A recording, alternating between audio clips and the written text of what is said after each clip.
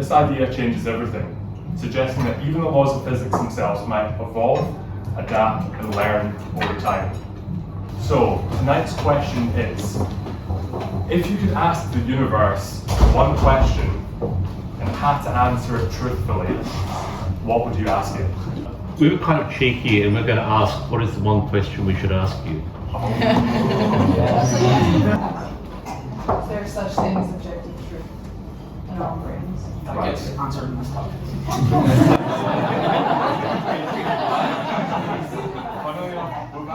got Mr. Universe. We'll have one final one. And then Is there is there a God, but is there like a higher power? please give it up for our speaker tonight, Mr. Thomas Bradley.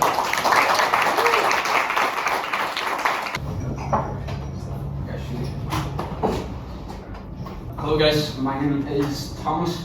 I studied computational physics in Edinburgh, graduated 2 years ago. Since then I've been working on sports and AI. So professionally, me and Maddie do automated events analysis in football games. Then the reason I've chased this kind of dream outside of physics of being essentially chess.com but for sports using videos is because it would just be very, very valuable to many people. So this is me doing jiu-jitsu, and then you can talk to a Joe Rogan AI. This is what I'm kind of working on in the startup. Man, Ryan, put you through the ringer on that role. Yeah, give me some advice for how can I improve, Joe. Well, first thing, man, you gotta figure out how to keep him from passing your guard so easily. Every time. With your hands, keeping your knees tight, and re-guarding before he settles into side control or mount. Yeah. So that's what I'm up to, kind of startups. But yeah, I have a bit of a quirk in that I have an idea that I came up with when I was doing computational physics at Edinburgh. And the idea is that the fundamental update rule that we see in physics, what's called the fundamental theory of everything, is caused by a constructor. If that idea is correct, it will be the most significant thing to happen to physics in the last 100 years. So originally I came up with this idea by approach 2, so the evolution of information. I worked with the director of the Higgs Center, named Turk, on the first approach. So I think that's the impossible. So just as an example, I had an undergraduate when he came to me 6 months ago, and he's been reading all kinds of crazy books. He's actually been an engineer in physics, but he read David Deutsch's book on something about impossibility. Something like that. It's an absolutely beautiful book. I highly recommend it. And we've been discussing the general question of the emergence of complexity in the universe. The universe is extremely simple on small scales, right? There's the Higgs, the laws of particle physics, and that's it. No evidence for anything else. And then on large scales, utterly simple too. But in between, there's this horrible, complicated mess. And if we think in a bigger picture, where are we going? Where is AI going to go? Where is humankind going to travel into space, explore the universe, change the universe? So there's this enormous scope for complexity in the middle, while there's extreme simplicity at both ends of the spectrum. How do you describe, or how do you attempt to model a system like that, which is complex in the middle and extremely simple at the two ends, small scales and very large scales? And anyway, so he's an undergrad, and and I am telling him, I'm encouraging him to approach these impossibly difficult questions. I'm honest with him. The chances of actually making progress are tiny. Okay, so then I think I've actually made quite a bit of progress. So I worked on this in kind of my spare time and came up with a separate approach. So the second approach is called the constructor gap. That's the one I'll kind of explain first, do the background on, hopefully it makes sense, and then we'll go back to the second approach, but the first approach that I came up with. So the first approach, the constructor gap, is simply a logical inference. So a logical inference, an example of one is that every Pints of Knowledge event sells pints. Axiom 2, I'm at a Pints of Knowledge event. Therefore, what must be true, what you can infer from those axioms, is that I can buy a pint. So it's logical inference, that's what that is. Here's the logical inference that I'm proposing.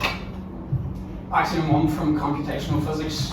Our reality has a fundamental update rule called the theory of everything that's consistently applied. Axiom 2, constructor theory.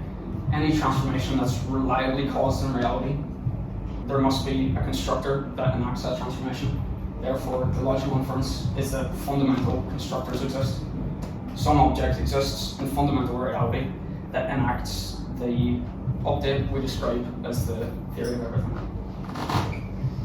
It's a very small step in logic, but it is a giant leap in perspective. Because if it is correct, then we can edit the laws of physics.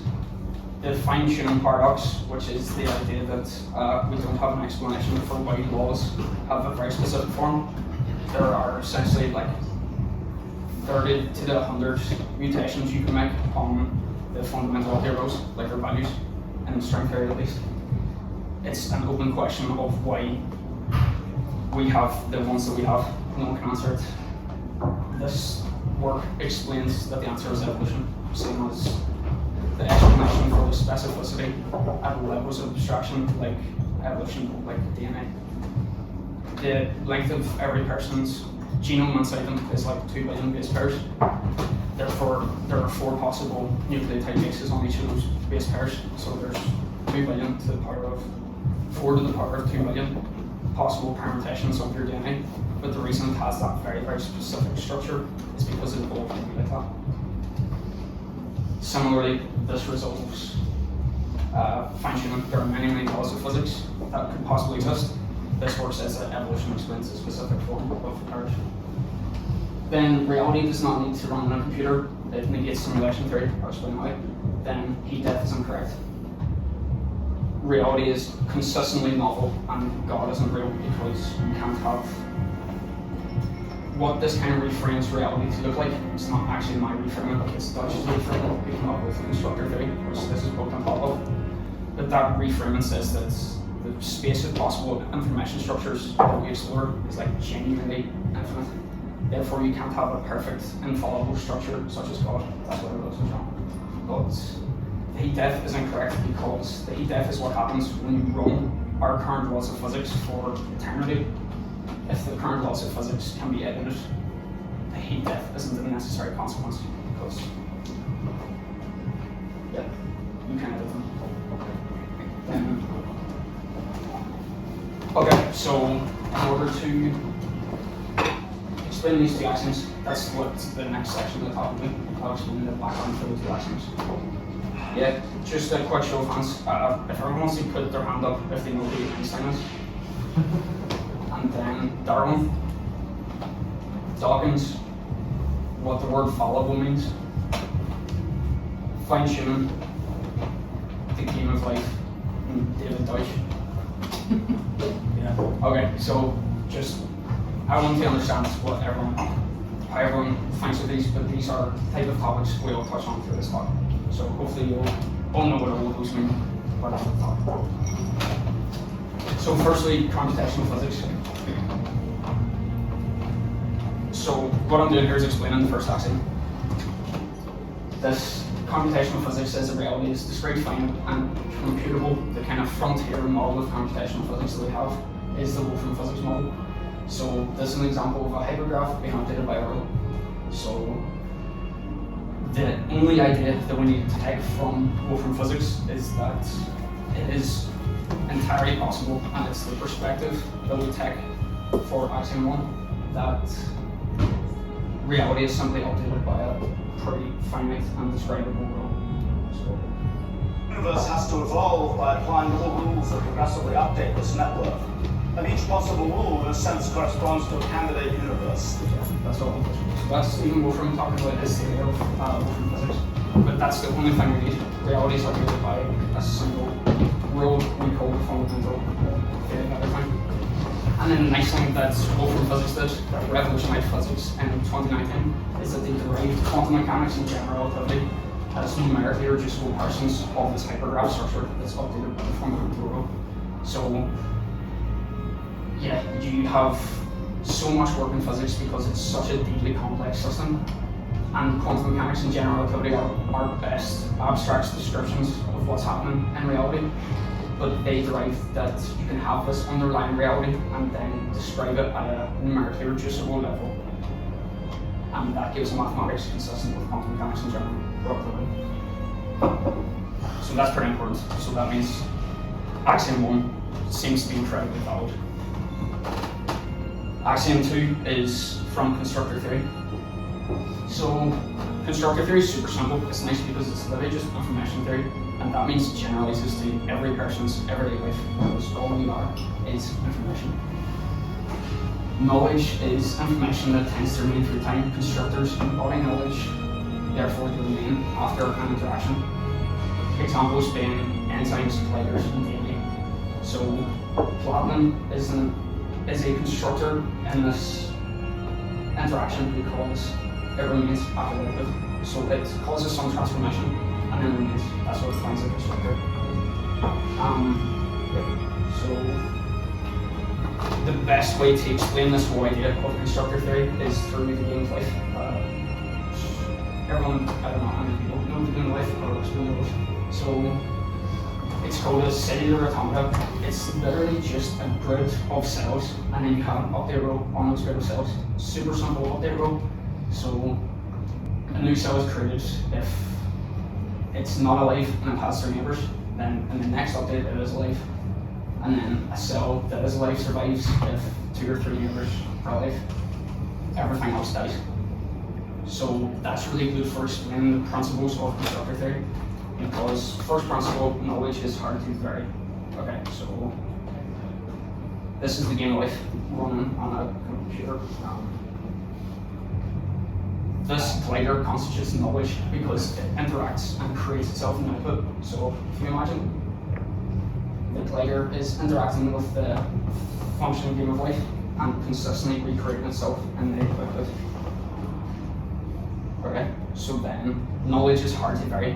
That means if you vary the form of the glider, it won't recreate itself in the output. So if I made a random structure like this word, themes, in the game of life, and then created it, it doesn't remain, it's destroyed.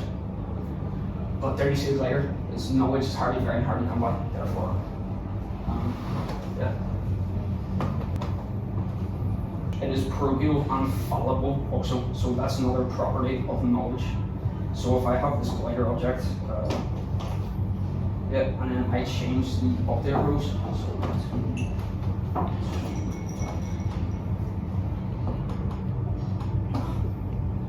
so that's literally just changing the rows very slightly. So it's all about, whenever you said about truth being subjective, is there subjective and objective truths? Like the answer is no. All we ever have is knowledge, and then it's only ever fit for the environment it's involved in. So the exact same thing, this glider is knowledge in the update rows we previously described, but if you update the rows, so if I press update rows and then run it again, then it's no longer knowledge. It's destroyed and the universe is completely different. It's about things remaining through time. So there's no such thing as objective truth. It's all just probable and fallible. And that's the principle from constructor theory. Again, these aren't my ideas. This is constructor theory. It's just the axiom. But yeah, this is where we kind of come back to it. So objects can abstract them, but it is useful for framing. There's really, constructor theory goes deep, but 2 more important pieces of information. Information is defined by counterfactual potential, the potential to be different. And objects are defined by abstract properties. So you can define a glider object as the structure that moves square root 2 grid cells diagonally every 4 iterations of those. That's what objects mean, some abstract numerically reducible partial. Okay, but transformations caused by constructors. Remember, constructors cause transformations. But is the game of life rows themselves? Are they a transformation in the system? Are they a constructor in the system? No, they aren't a constructor until you include the computer memory. So the whole idea is the function game of life. Yeah, it only is a constructor when you include the computer memory, and there are obviously analogies here with the fundamental laws of physics. So it's the exact same diagram because it's information. So this is our current view of reality. Back to the Wolfram Physics system. Then this is why people believe in simulation theory, because we see that we have a fundamental update in reality, but no one can explain where it comes from. Therefore, physicists say, oh, we must exist in simulation because we have this update, and that's exactly how cellular atomic game of life, etc. will work. This proposes an alternative and says that you can actually just have a constructor object that exists in our environment and causes the fundamental transformation that we describe as the fundamental theory of everything. Okay, so that's like part one done. That's the first approach, which is the logical inference. That for any transformation you need a constructor. That doesn't exist in physics. I've theorized about it and called it the thing. Okay, so then this is Charles Darwin and this is Richard Dawkins. Okay, part two.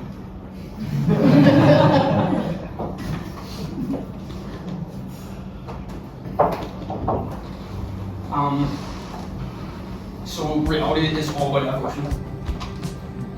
Evolution is repeated cycles of imperfect copying of information. So we have it in DNA, and then they're selected on by their ability to create phenotypes that will create them. So this is exactly what a replicator is. So the first kind of part is, it's actually quite important. The first part is that reality must embody a constructor object to enact the fundamental theory of everything, but my work goes further and says that it's not just a constructor, it should also be a replicator. And then why do I do that? Because okay, so this is what replicators are. Replicators interact with their environment and create phenotypes, and then they create copies of themselves as well. So a replicator is a constructor that can also cause the transformation of creating an identical copy of itself. So yeah, then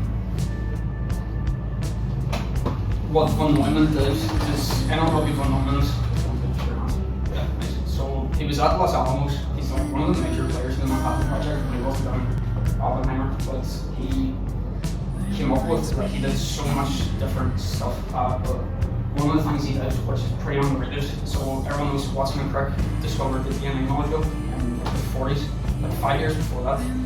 Von Neumann theorized that it must exist because it says that it's impossible for an organism to exist without having a recipe for its own cell assembly. That's what it did, that's what he said. And he theorized the existence of like a DNA molecule in terms of its properties, not of its like structure. And that's exactly what this work does for fundamental reality. It says that there must be a recipe for its creation, and a very, very specific creation that we see and experience. And then that's also answered with information. Yeah. Universal Darwinism. Darwin came up with evolutionary theory, but applied it only to genes. Dawkins in the 70s extended it to memetics. So if I put my thumbs up and everyone looks at my thumb, your brain, like, have you ever seen those really wacky kind of mind reading things? Recently, thoughts to text systems. That's because your mind represents objects by the neural connections. Therefore, if I give a thumbs up and you look at it, you imagine a thumbs up by neural connections. So that's a very, very specific abstract object you create in your head. That's the exact same as the gene in terms of it's a replicator, because I just made 40 of these objects in this room in everyone's brain. So that's how replication works at the level of abstraction of moons. That's what Dawkins came up with in the 70s, and Lady Susan Blackmore extended it to computer codes. So this is how reality actually looks if you parse it, which is completely valid. It's in universal Darwinism. It's like parsing all reality into replicators and phenotypes. Phenotypes are the objects in reality that a replicator causes by enacting transformations. DNA causes trees and split, and memes cause yin and yang and constructors, and temes cause Facebook, and everyone's like living system becomes. What this work does is spreads that to fundamental reality and says that there are not three abstract replicators of reality, therefore, and the fundamental one is the one that's responsible for the fundamental laws of physics. Okay, but if anyone knows much about physics and trying to contribute to like the physics ecosystem, you'll get called a crackpot pretty often. And their main like avenue of attack is that you don't have predictions from a theory, but this one does have predictions, which is pretty hard to find. So all of these systems embody error correcting codes. Error correcting codes are extremely advantageous to have evolutionarily. It means that you can propagate your information structure even when you have errors. An example being, if I say the sentence, "he is a doctor who is respected for his work," everyone can create the meaning of a respected male doctor in their brains, even if you missed he or his, because there's two references to the gender. So that's how error correction works at the level of memetics.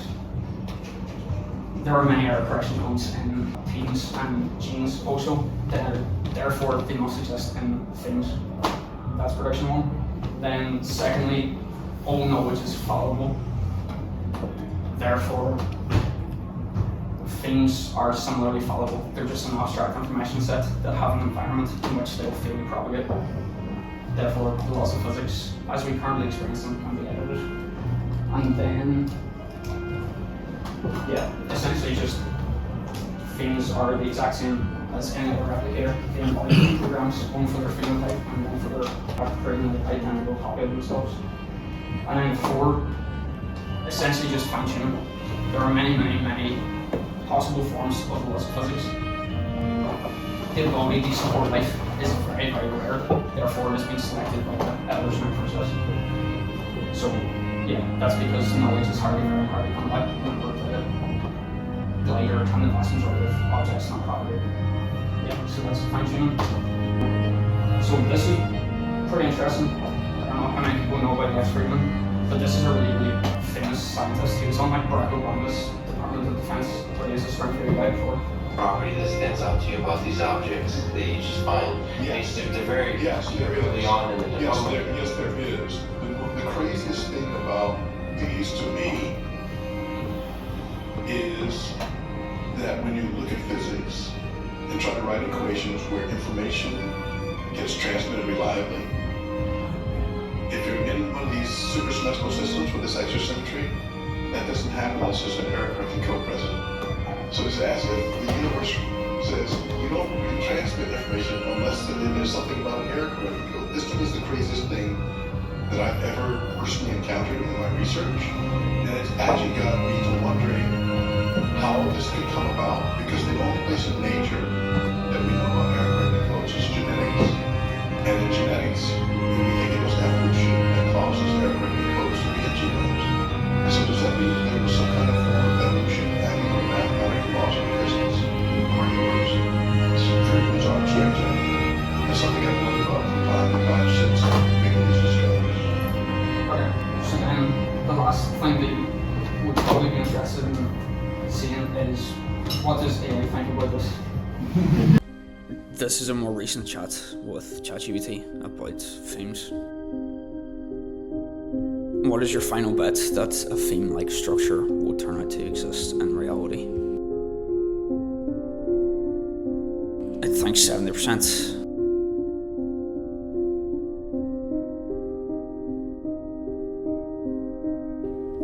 This is after a pretty long chat about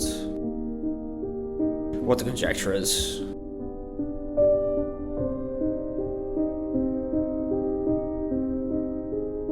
It's about fundamental reality having repeatedly enforced counterfactual constraints.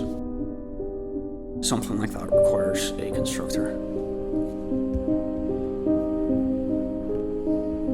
Why it flips physics, what it implies, and a kind of summary, and then its final bet.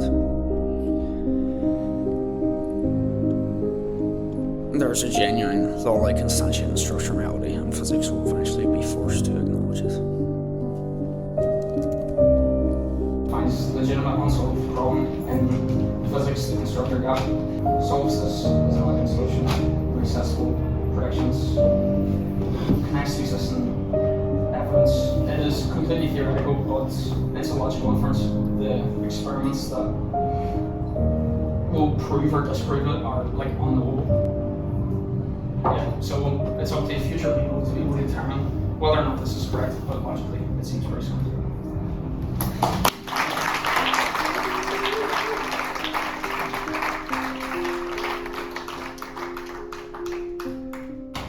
And yeah, we can get into the Q&A. Right.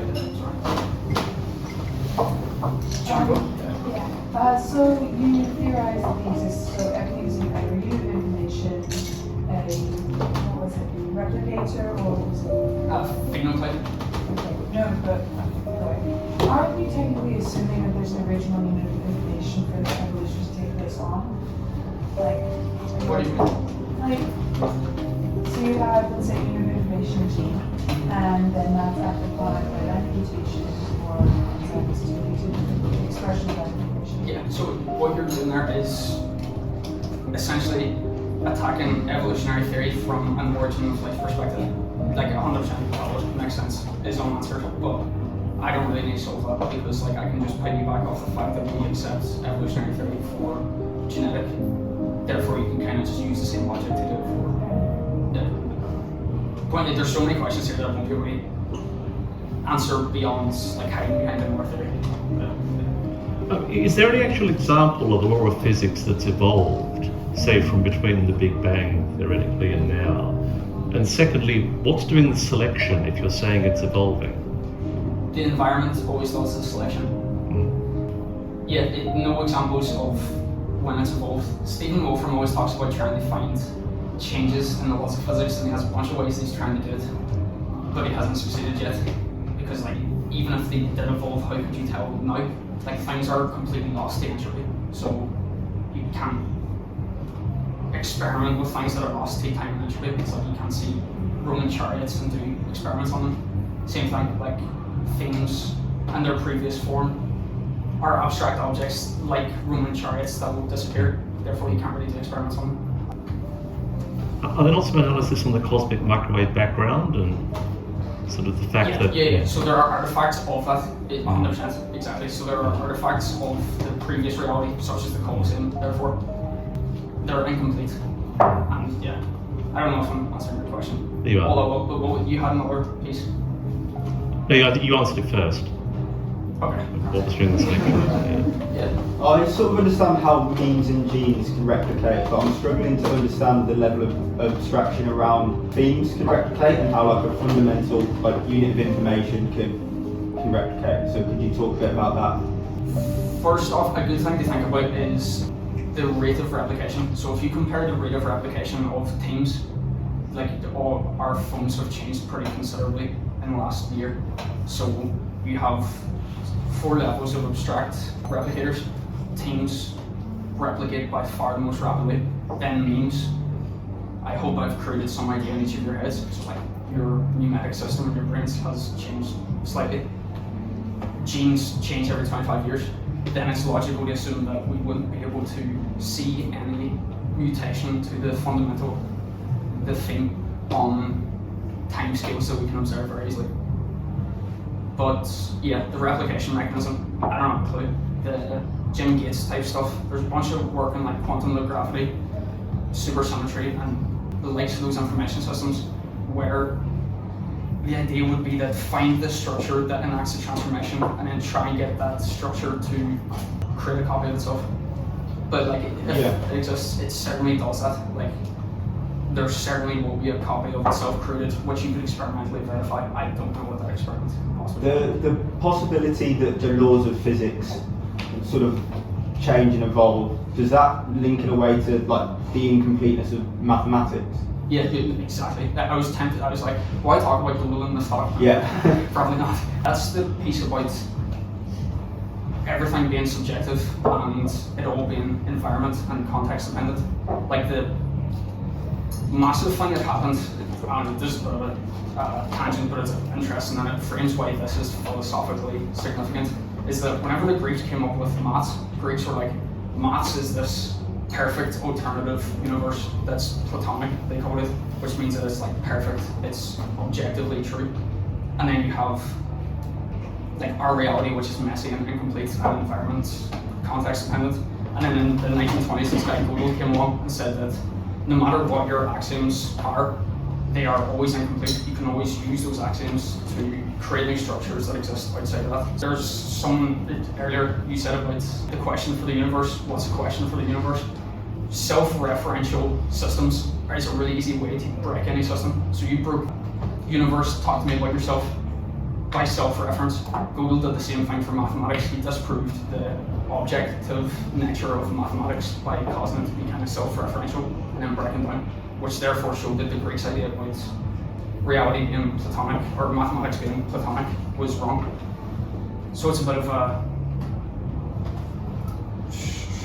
like a breakdown in mathematics, and then exactly this does the same thing. Physicists have this concept that physics is some beautiful immutable structure that exists and will continue to exist forever. This shows that it is completely reasonable for fundamental physics to be context dependent and to change. How do you define the environment when you talk about the environment causing the selection? Anything external to itself that it interacts with. Okay. So what you're getting at is like interaction is so difficult to define in this circumstance, which is very, very valid, but you can not really worry about that. It's like the logical inference is clean, that's fine. The fundamental nature of how information is composed and interacts with itself isn't fully defined, but that doesn't disprove the logical inference. Does that then imply that the laws of physics could be different in different places in the universe? Yeah, technically. So like, there's I'd say 100% chance that there's an alien civilization a few light years away that have already invented the knowledge to disrupt the current laws of physics.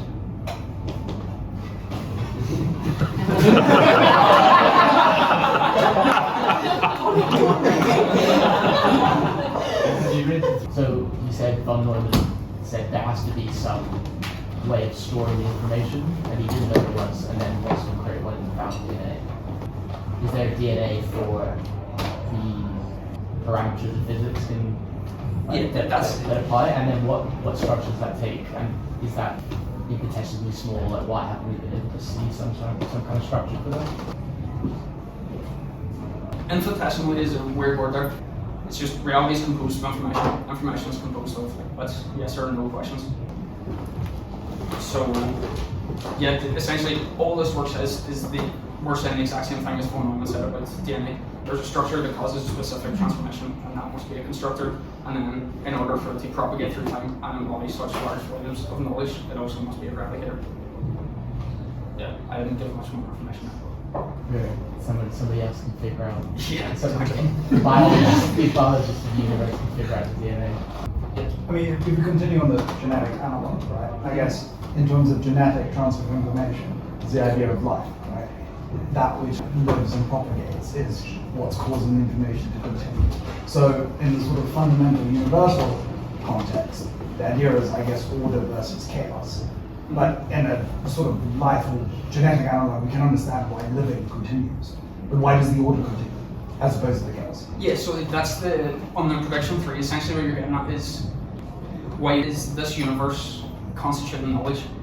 So the DNA survives because it's able to create a human, like it's able to create a human body that can create more DNA and spread it. Yeah. So then the idea is that reality, the theme, has evolved to have a very specific balance between order and chaos that strikes at the point where we can evolve complex life that can potentially evolve technology to edit and mutate and propagate the theme structure. Okay. Hi, with DNA replication, you have at some point a stop codon that will stop the replication. So is there a stop codon for themes? You want to just take principles, and that's what constructor theory does. That's why I like it so much. If anyone has time, you can give David Deutsch's Beginning of Infinity a read. Even though I describe constructor theory in like 5 sentences, you can deep dive into it and draw parallels between all different information systems. He does that in the beginning of Infinity. And yeah, so that's the way we approach this problem of finding what the theme looks like, is to take principles from other evolutionary systems, perhaps like a stop codon, and then look at how they might apply in this context. So, yeah. How do you sort of reconcile the Big Bang with sort of the evolutionary nature of the theme? Okay, so the Big Bang is like something from nothing. So, what results in information? Information. What does information do? It interacts, and when information interacts, knowledge results. Whenever it interacts for long enough, replicators that embody that knowledge propagates. That's what information does. Therefore, you have the Big Bang. No physicist has ever made any decent conjecture about what happened before. The only conjecture that this work makes about what happened before is that that system must have had evolutionary dynamics. So that's what we say. Like, no one's gone before the Big Bang. This work's saying that. We don't need to read into it much other than it was an evolutionary system. Or was before the Big Bang. Yeah. And what was before it was definitely evolutionary. I've got some questions. One about Big Bang being sort of reality, and then you also spoke about heat map being sort of the end. I guess the first bit on the Big Bang, physicists sort of came to the conclusion that there must have been a Big Bang by sort of backtracking on the current laws of physics. I guess if the laws of physics are constantly changing, then maybe 14 billion years ago, the laws of physics were so different that the Big Bang would never gone back as far. I get that. The Big Bangs are kind of a bit higher, and that if we actually understood the dynamics, it would trace you back to somewhere else. I get that, but from my perspective, this isn't any better on the kind of logic. Like, I can sit there for a while up here. What I'm saying with that is that it seems to make sense to me that it's more like a human. Like, your DNA remains the exact same throughout your lifetime. So similarly, the DNA of humans in the universe remains the same. So that guy is in control I work with. He was and Rose and the last on Big Bang theory. That's what he was like there. He was in the universe stuff. Yeah, there's something so that's my answer. Yeah, I feel like it's the Big Bang is like the embryo.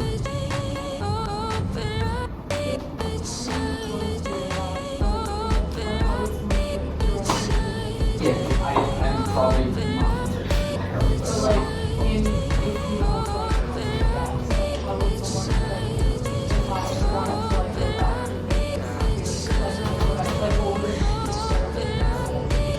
I would say look at what Jim Gates talks about. So Jim Gates has one of the lessons for geometry work, and these aren't necessary error correction codes.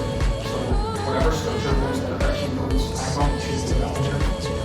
But the issue with doing that is it's super symmetry and it's really unlikely to be correct. But if I was to try and spend time doing it, look a load into Jim Gates' work and how he got error correction codes, and then try and look at things like loop quantum gravity, where it's all just so. The most successful theories in physics by a massive amount are all in continuous spaces. Quantum field theory, quantum mechanics, general relativity, they all exist in continuous spaces.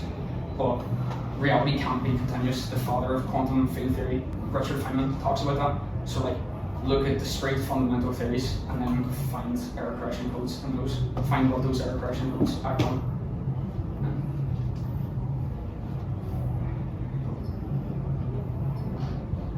Anyone else?